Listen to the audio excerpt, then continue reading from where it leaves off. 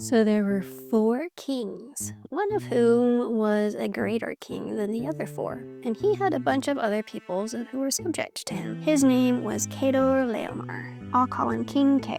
And there were these five kings who were subject to King K, and one of them was the king of Sodom. You may remember that Abram's nephew Lot has gone to live in the land of Sodom. So King K was the king and ruler over these other five kings for 12 years.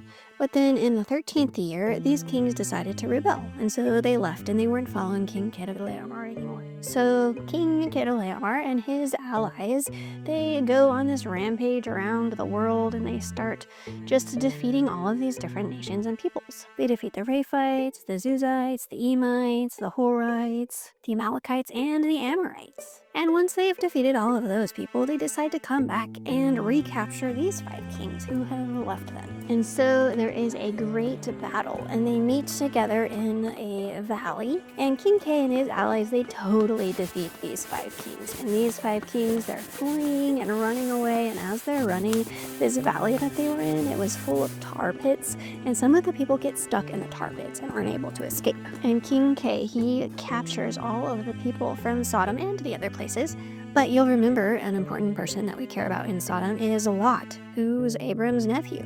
And so he takes Lot and Lot's family and all of Lot's stuff, and they're all captured and taken away with King K as he goes back to his own land. And in all of this, there was one servant who was able to escape, and so he rushed away from the battle, and he went straight to Abram, who had his tent under the great tree where he was living, where he had an altar to the Lord. And he says, "Hey, Abram, your nephew and all of his stuff has been taken by King K, and they've been taken captive, and they need somebody to come and rescue them." Now, Abram, he lived under this tree, and he had some friends and allies there. He had 3 friends there. And so he calls on these 3 friends, and he calls on the 318 trained men who are in his household. 318.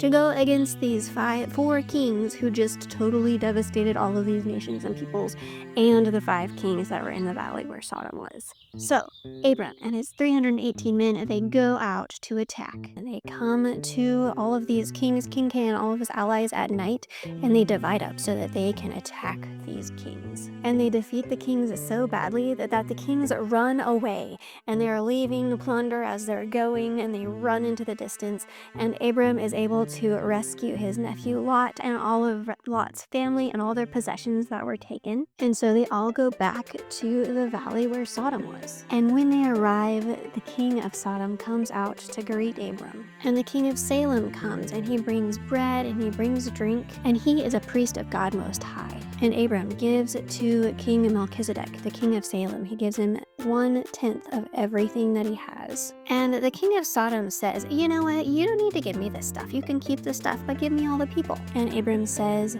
"No, I don't want anyone to be able to say that it was because of you that I became wealthy. So please take all of the stuff and take all of the people, except I do have these 3 friends who came with me to help rescue you and to deliver you. So if there is anything that they want, please give them some of the plunder."